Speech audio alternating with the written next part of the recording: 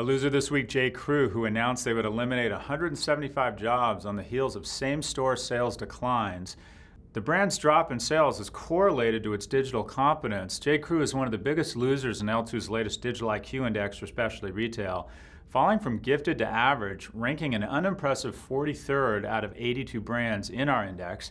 Behind J.Crew's digital fall is an outdated site that lacks innovative features including in-store inventory search and content integration. The expensive in-house custom platform, once seen as a sign of a firm leaning forward in digital, has now become a liability as in-house platforms are more expensive and less robust than cloud-based platforms.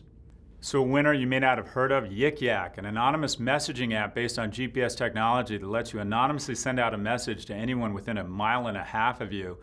The college phenomena is booming, registering 3.5 million users. The app raised $62 million at a $400 million valuation in November of 2014.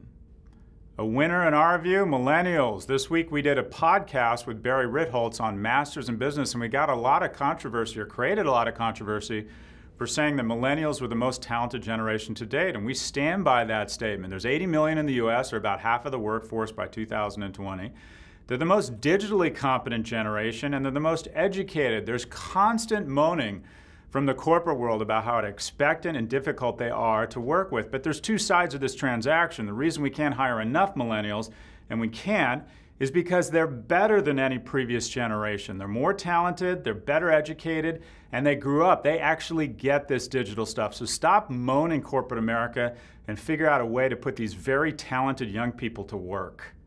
So a potential loser in 2016, Republicans, although that may be wishful thinking on our part. Using LinkedIn and Federal Election Commission data, two researchers from the University of North Carolina, Chapel Hill, identified 626 political operatives with substantial experience in digital data and analytics. But what did they find? 503 have been hired by Democrats versus 123 by Republicans. Look for digital marketing and ad tech to play an outsized role in who wins and who loses next November. Just as Obama trounced Romney, not with get out the vote, not with better messaging, but with zeros and ones.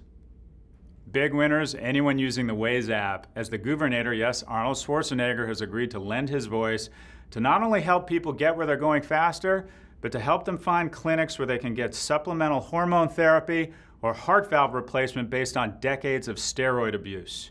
We'll see you next week.